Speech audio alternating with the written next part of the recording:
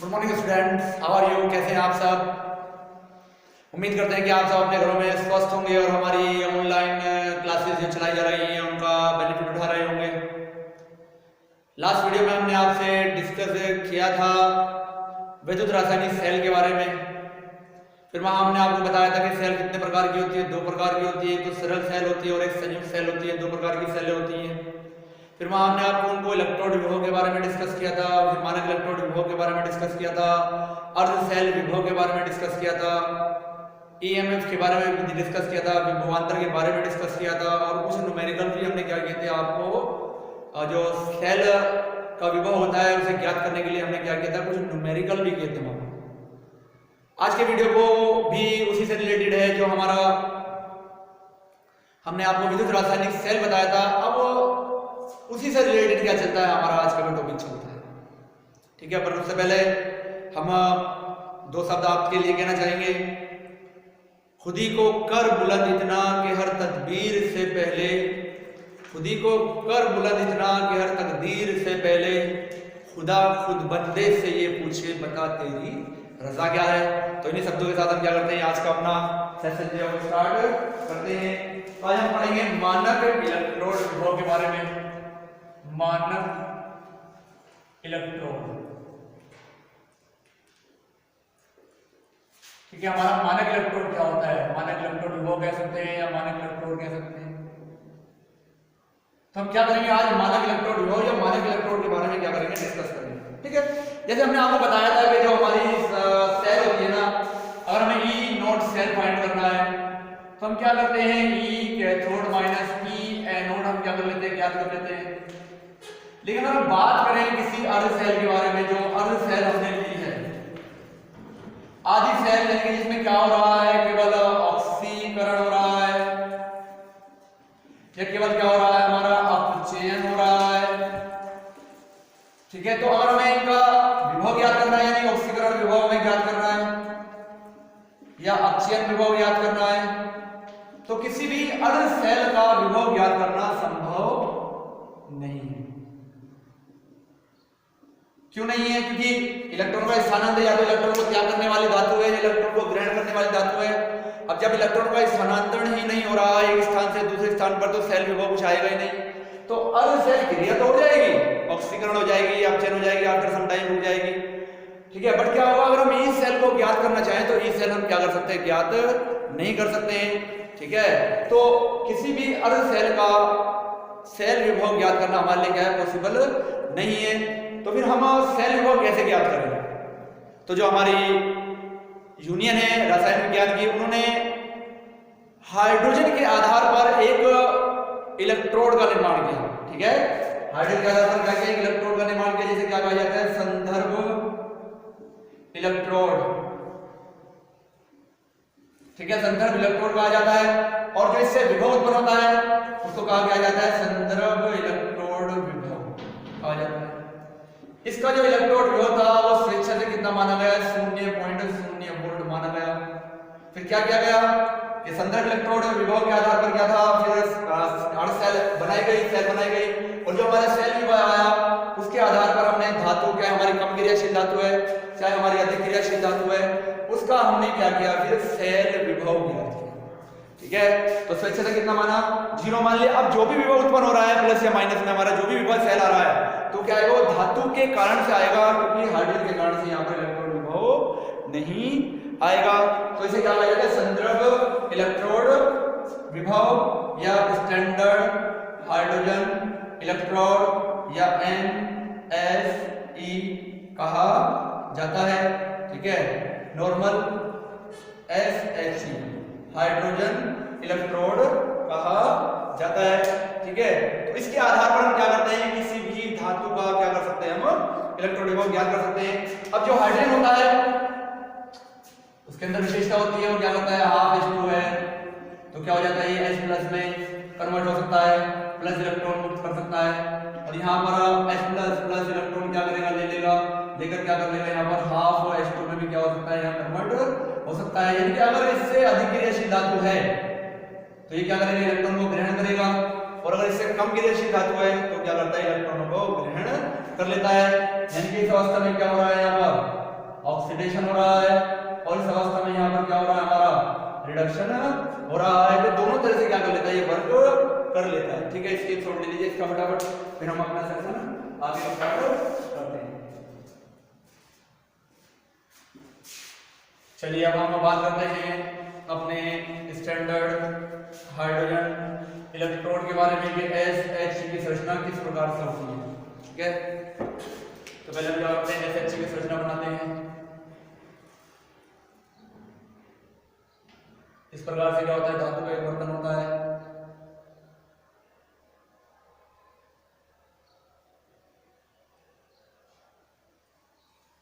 इसमें प्लेटिनम का एक टुकड़ा दिया जाता है,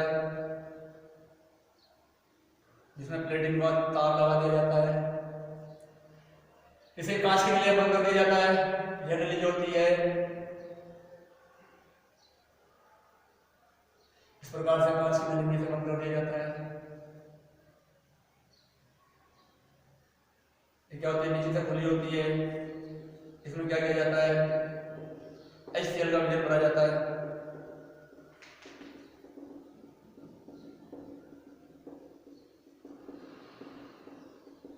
ठीक है, क्या होता है 1NHCl का मिश्रण डाला जाता है। प्लेटिनम का टुकड़ा है, ये Hg की नली है, इसमें क्या लगाया जाता है, प्लेटिनम का तार लगाया जाता है। पेटी का तार इसमें लगा दिया जाता है। यहाँ पर से इस पे हाइड्रोजन गैस डाली जाती है, H2 गैस को इसमें डाला जाता है 1 atm दाब के ऊपर। तो यहाँ से जो एक्स्ट्रा जो हाइड्रोजन गैस होती है वो बबल के रूप में क्या होती है, बाहर निकल जाती है। H2 गैस के बबल बुलबुले। ठीक है, और कुछ गैस जो होती है इसके द्वारा क्या कर ली जाती है, यहाँ पर अधिशोषित कर ली जाती है, अधिशोषण क्रिया होती है। तो इस प्रकार से क्या होता है, ये हमारा जो होता है स्टैंडर्ड क्या है हमारा SHE की संरचना SHE यानी कि स्टैंडर्ड हाइड्रोजन इलेक्ट्रोड जो होता है इसकी हमारी क्या होती है, इस प्रकार की होती है हमारी संरचना होती है। ठीक है, अगर वर्णन करना चाहे तो लिख कर सकते हैं। इसमें एक धातु का पात्र दिया जाता है जिसके अंदर प्लेटिनम का टुकड़ा लगाकर एक प्लेटिनम का तार लगा दिया जाता है। प्लेटिनम का तार होता है मरकरी से भरी नली के अंदर लगा हुआ होता है। बाहर क्या होती है, कांच की नली होती है। कांच की नली में क्या की जाती है, हाइड्रोजन गैस को प्रवाहित किया जाता है एक वायुमंडलीय दाब पर। तो यहाँ पर हाइड्रोजन गैस का अधिशोषण हो जाता है। अतिरिक्त हाइड्रोजन जो होती है बुलबुले के रूप में बाहर निकल जाती है। ठीक है, अब बर्तन में 1NHCl का क्या लेवल भरा जाता है, मिश्रण भरा जाता है। तो इस प्रकार ये बना हुआ जो हमारा जो एक इलेक्ट्रोड होगा ये क्या कहलाएगा आपका स्टैंडर्ड हाइड्रोजन इलेक्ट्रोड कहलाता है। क्या कहलाता है, ये मानक हाइड्रोजन इलेक्ट्रोड या संदर्भ हाइड्रोजन इलेक्ट्रोड, ये हमारा क्या कहलाएगा, स्टैंडर्ड या नॉर्मल हाइड्रोजन इलेक्ट्रोड कहलाता है। तो अब इसमें क्या होगा, HCl का डिकम्पोज हो जाएगा क्योंकि ये वैसे अपघट है, हाइड्रोजन गैस ऊपर से डाली जा रही है। तो फिर क्या हो जाएगा, हमने बताया कि ऑक्सीडेशन होगा। तो ऑक्सीडेशन में क्या होगा, आपकी जो हाइड्रोजन होगा इलेक्ट्रॉन को रिलीज कर देगा, H+ के रूप में क्या हो जाएगा, कन्वर्ट हो जाएगा। ठीक है, फिर रिडक्शन में क्या होगा, जो आपका हाइड्रोजन है वो इलेक्ट्रॉन ग्रहण करेगा और क्या कर देगा, आपका H2 के रूप में कन्वर्ट हो जाएगा। तो इस प्रकार से साम्य अवस्था स्थापित होती रहेगी और चलता रहेगा। अब इसके लिए E नोट सेल जो माना गया है, कितना माना गया है, 0.0 माना गया है।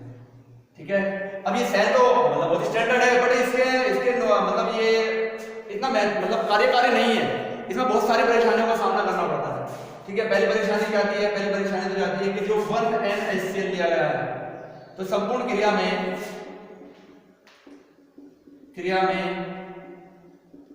सांद्रता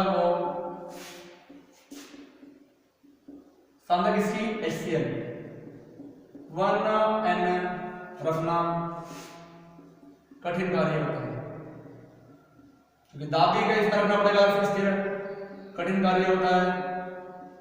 दूसरा क्या होता है हमारा कि जो ये सेल होती है ना, इसमें समय अत्यधिक लगता है।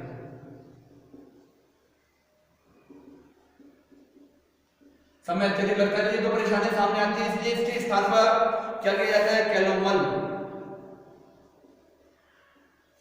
Hg2Cl2 या silver silver chloride AgCl electrode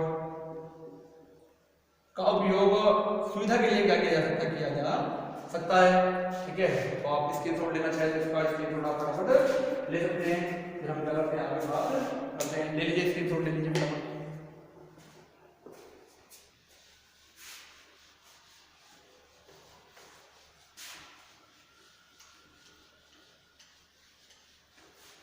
चलिए अब हम देखते हैं हम इलेक्ट्रोड विभव का मापन कैसे करते हैं कि इलेक्ट्रोड विभव का मापन कैसे होता है।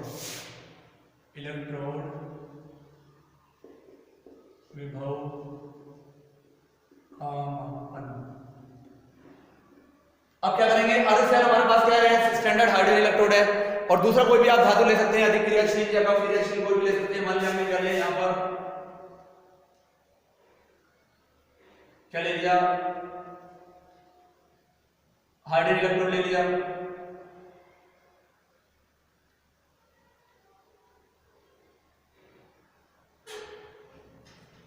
हमने क्या ले लिया, कोई धातु ले ली, मान लिया हमने जिंक धातु के छड़ ले लिया यहाँ पर। अब क्या करें, इनको जोड़ दिया वोल्टमीटर से। ठीक है, इसमें हमने मिलियन भर दिया, HCl कोई कंडीशन सेम आ जाएगी, सेम टू सेम। यहाँ हमने बता दिया भर के इसमें ZnSO4 Zn। ठीक है, यहाँ क्या जाएगा ZnSO4, क्या जाएगा जिंक की छड़। यहाँ क्या भर दिया हमने M1NH3। ठीक है, नेगेटिव का तो यहाँ पर क्या आएगा, जैसे इनको जोड़ोगे तो इलेक्ट्रॉन का स्थानांतरण होगा, तो यहाँ पर कुछ विभव उत्पन्न होगा। ठीक है, मान लिया यहाँ पर हमें क्या हुआ, E0 सेल जो हमें प्राप्त हो रहा है 0.76 वोल्ट प्राप्त हुआ। तो ये जो हमारे पास 0.76 वोल्ट इलेक्ट्रोड विभव प्राप्त हुआ है, वो किसके कारण से हुआ है, वो जिंक धातु के कारण से हुआ है, ना कि हमारे हाइड्रोजन इलेक्ट्रोड के कारण से। क्योंकि इसका जो माना गया है वो स्वेच्छा से क्या माना गया है, शून्य माना गया है।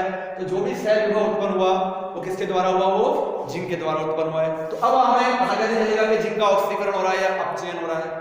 तो आपने 11th क्लास में एक सारणी पढ़ी होगी, जिसे हमने कल भी बताया था, रासायनिक श्रेणी या सक्रियता श्रेणी। तो अगर हाइड्रोजन से ऊपर वाली कोई धातु ले जा रही है तो फिर क्या होगा, वो इलेक्ट्रॉन का त्याग करेगी, और अगर हाइड्रोजन से नीचे वाली धातु ली जा रही है तो वो इलेक्ट्रॉन को ग्रहण करेगी। यानी कि जिंक अगर हम बात करें तो जिंक क्या होता है, हाइड्रोजन से ऊपर होता है, तो ऑक्सीकरण किसका होगा, जिंक का होगा, और अपचयन किसका होगा, यहाँ पर हमारा क्या हो जाएगा, हाइड्रोजन का होगा। तो एनोड पर क्या क्रिया होगी, एनोड पर क्रिया होगी Zn से Zn+2 इलेक्ट्रॉन बन जाएंगे, और कैथोड पर क्या हो जाएगी, कैथोड पर क्या हो जाएगी, हमारे पास इलेक्ट्रॉन ले लेगा तो हमारे पास क्या हो जाएगा, हाइड्रोजन आयन जो कि H2 इलेक्ट्रॉन ले लेंगे, तो क्या हो जाएगा, यहाँ पर H2 के रूप में कन्वर्ट हो जाएगा। तो ये एनोड और कैथोड है। तो अब हम क्या कर सकते हैं आगे, ई सेल हमें पता ही है, E0 cell is equal to E cathode minus E anode होता है, हमने कल ही बता दिया था आपको। तो ई सेल कितना है, 0.76 वोल्ट आया है, और कैथोड यानी हाइड्रोजन इसके लिए कितना होता है, 0.0 माना गया है। और यहाँ क्या निकालना है हमें, E0 Zn+2 से Zn के लिए हमें निकालना है। तो क्या जाएगा हमारे पास, देखेंगे हमारे पास क्या जाएगा,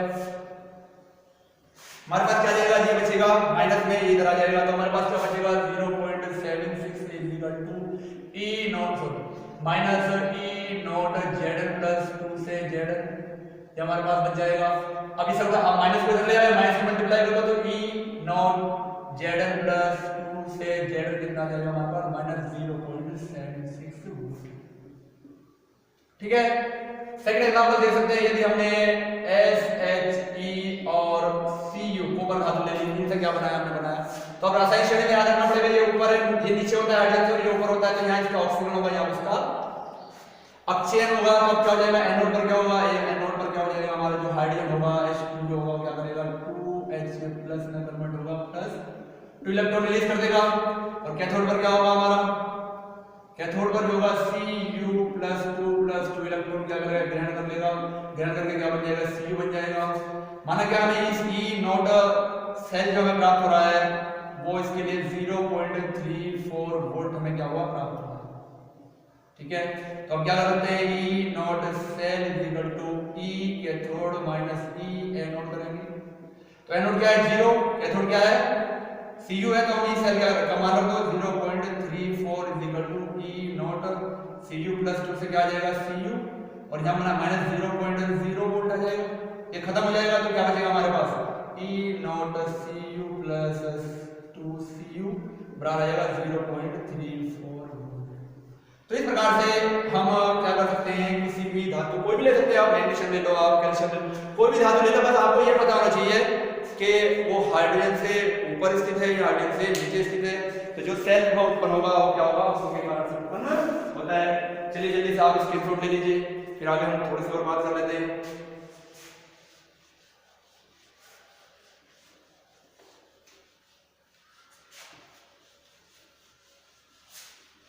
टीचिंग को एंजॉय कीजिए, एंजॉय से पढ़िए, स्ट्रेस लेने की रिक्वायरमेंट नहीं है, स्ट्रेस नहीं लेना है, बहुत एंजॉय वाले चैप्टर चल रहे हैं, एंजॉय कीजिए, पढ़ाई पर लगातार फोकस कीजिए और टेंशन नहीं लीजिए। टेंशन कोई भी, अगर आपको कोई टॉपिक्स आपको क्लियर नहीं हो रहा है, अंडरस्टूड नहीं हो रहा है, तो आप कमेंट बॉक्स में बेझिझक लिख कर डाल सकते हैं, कोई दिक्कत वाली बात नहीं है। ठीक है, आपके जो भी प्रॉब्लम्स है उनका सॉल्यूशन दे दिया जाएगा। ठीक है, चलिए अब हम बात करते हैं आगे EMF तथा गिब्स मुक्त ऊर्जा। EMF तथा गिब्स मुक्त ऊर्जा। तो EMF तो आप जानते ही हैं, E0 से रिप्रेजेंट किया जाता है, गिब्स मुक्त ऊर्जा जो होती है G से प्रदर्शित किया जाता है। ठीक है, तो जो G होता है हमारे पास, जब हम कोई भी कार्य कर रहे हैं तो गिब्स मुक्त ऊर्जा, मुक्त होने यानी कार्य करने में मुक्त होने वाली ऊर्जा क्या कहलाती है आपकी, कोई भी सेल वर्किंग कर रहा है, कार्य में है, तो जो ऊर्जा मुक्त हो रही है उसे क्या कहेंगे आप, गिब्स मुक्त ऊर्जा कहेंगे। दो ऊर्जाओं के अंतर को हम क्या करते हैं, डेल्टा G से रिप्रेजेंट करते हैं। माना कि हमारे पास प्रारंभिक जो मुक्त ऊर्जा थी वो G1 थी, अंतिम जो थी वो हमारे पास G2 थी, तो डेल्टा G इक्वल टू हमारे पास क्या आ जाएगा G2 माइनस G1 हमारे पास क्या आ जाएगा, यहाँ पर इसकी वैल्यूज आ जाएगी। मानक परिस्थिति में निकालेंगे तो delta G not is equal to delta G2 minus G1 naught आ जाएगा, ये हमारे पास मानक परिस्थिति में आ जाएगा। ठीक है, और डेल्टा G के मान के आधार पर हमें क्या पता चलता है, क्रिया की प्रवृत्ति के बारे में हम ज्ञात कर सकते हैं। कैसे ज्ञात कर सकते हैं, यदि डेल्टा G नॉट हमारे पास आ रहा है 0 तो साम्य अवस्था है। ठीक है, और हमारे पास delta G not is equal to negative, तो स्वतः परिवर्तित प्रक्रम चल रहा है, और हमारे पास delta G not is equal to आ रहा है पॉजिटिव, तो स्वतः अपरिवर्तित प्रक्रम आपका चल रहा है। ठीक है, तो अब इसे हम कैसे ज्ञात करते हैं, किस प्रकार से करते हैं, देखते हैं इसको। चलो स्क्रीनशॉट लो, फटाफट इसे मिटा देते हैं। देखो कल हमने आपको एक फॉर्मूला बताया था। ठीक है, फॉर्मूला क्या बताया था, जब हमने आपको E निकलवाया था तो हमने क्या बताया था आपको, एक छोटा सा फॉर्मूला बताया था, E is equal to W upon I। ठीक है, तो यहाँ पर बताया था आपको ये जूल है, ये कूलम है, ये जूल या कूलम, तो बराबर इसको क्या लिखा था हमने, वोल्ट लिखा। ठीक है, अगर हमें कार्य निकालना हो तो इन दोनों को मल्टीप्लाई कर सकते हैं। तो सेल द्वारा किया कार्य ज्ञात करना है, किया कार्य, ठीक है, प्राप्त धारा तथा सेल के EMF के तुल्य होता है, के गुणनफल के तुल्य होता है। ठीक है, कैसे हो जाएगा, आई को उठाया जाएगा तो W इक्वल टू क्या हो जाएगा, EI के बराबर हो जाएगा। इससे हम W निकाल सकते हैं। यदि अभिक्रिया में, ठीक है, N इलेक्ट्रॉन्स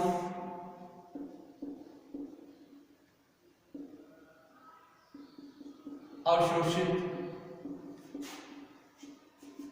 या उत्सर्जित होते हैं, ठीक है, तथा M तुल्यांक क्रियाकारक उत्पाद में परिवर्तित होता है। तो कंडीशन क्या आ जाएगी हमारे पास, जो हमारे करंट है काम होता है, तो आवेश हमारा कितना हो जाएगा, आवेश बराबर हमारा हो जाएगा कितना हो जाएगा, NF के बराबर हो जाएगा।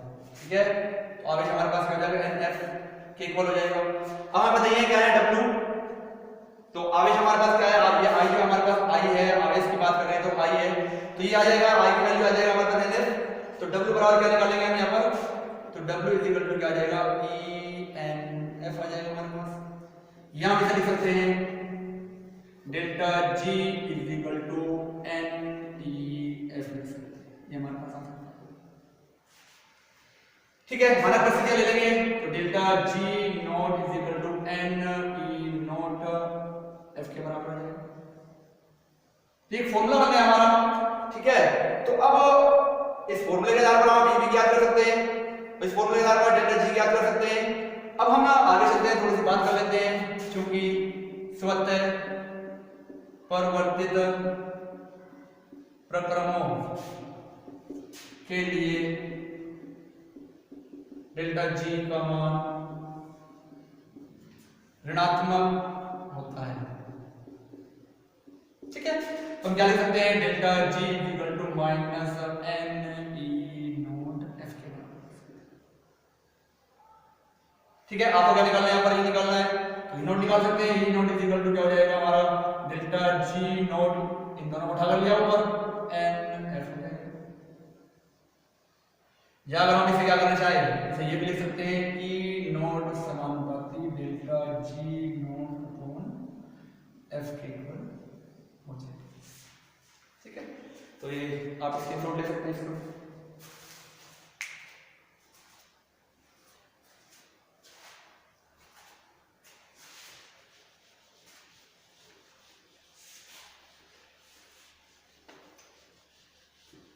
अब हमें डेल्टा G के आधार पर पता चलेगा कि हमें कंडीशन दे दी, जैसे कंडीशन एग्जाम में आती है वो कहते हैं कंडीशन है और बताइए कि अभिक्रिया होगी या नहीं होगी। ठीक है, उन्होंने कहा कि हमारे पास क्या है, Zn से Zn+2 और Cd+2 से Cd बन रहा है, क्रिया संभव है नहीं। E नॉट सेल इन्होंने दिया है हमारे पास, Z E नॉट जो Zn+ के लिए दिया है इन्होंने, Z होता है -0.76 वोल्ट और सेट बन के लिए E नॉट Cd+2 से Cd के लिए दिया है 0.35 वोल्ट। ये मैंने कंडीशन दी है।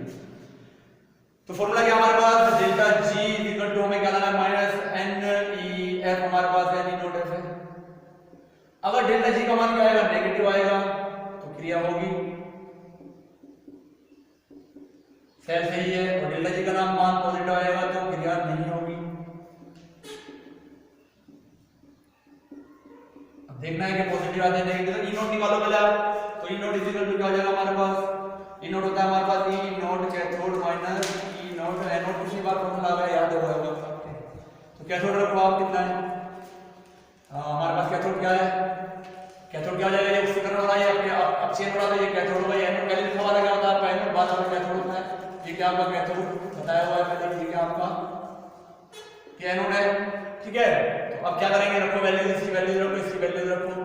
ठीक है, तो कैथोड क्या हमारे पास 0.35 माइनस 0.76, तो E not cell is equal to 0.35 plus 0.76 add कर दो, 6 5 11 7 और 3 10, तो 1.1 इलेक्ट्रॉन वोल्ट 11 हमारे पास, तो मींस क्या आ रहा है, अब delta G is equal to रखेंगे आप माइनस n और E की वैल्यू रखेंगे, तो E की वैल्यू कैसे आ रही है आपकी, पॉजिटिव आ रही है, और आप क्या रखेंगे, F की वैल्यू रखेंगे यहाँ पर। ठीक है, तो क्रिया क्या होगी, है स्वतः परिवर्तित हो जाएगी अगर आप इसी ज्ञान निकालेंगे, वैल्यूज को फाइंड करेंगे क्योंकि पॉजिटिव आ रहा है।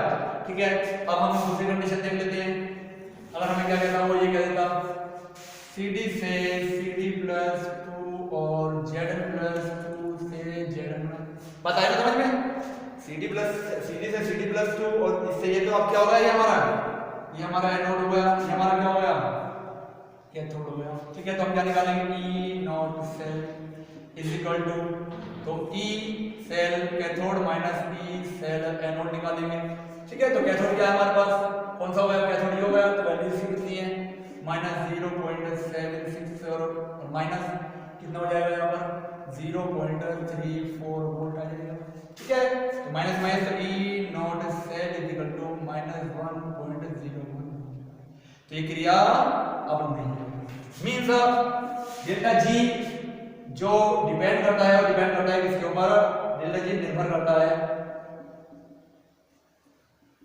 E नॉट के मान पर, यानी कि E नॉट का मान कितना है इसके ऊपर क्या करता है, निर्भर करता है।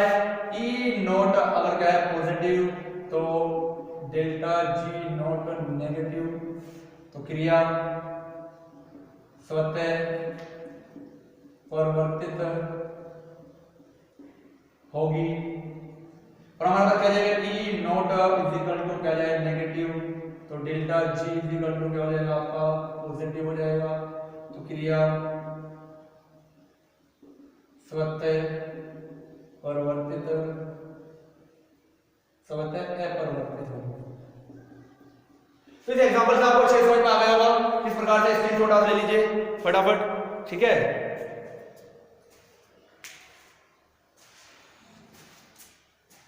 आज के वीडियो के लिए इतना ही है, क्योंकि ये वीडियो बहुत लंबा हो जाएगा। फिर अगला हमने क्या करेंगे, विद्युत वाहक बल को हम साम्यावस्था स्थिरांक से क्या करते हैं, संबंधित करेंगे। तो हमारा वीडियो क्या हो जाएगा, बहुत लंबा हो जाएगा। तो आज की वीडियो के लिए इतना ही काफ़ी है। वीडियो को लाइक करें, शेयर करें, सब्सक्राइब करें चैनल को, बेल आइकन प्रेस करें, और कोई हम प्रॉब्लम हो तो कमेंट बॉक्स में आप लिखकर उसका सॉल्यूशन हमसे प्राप्त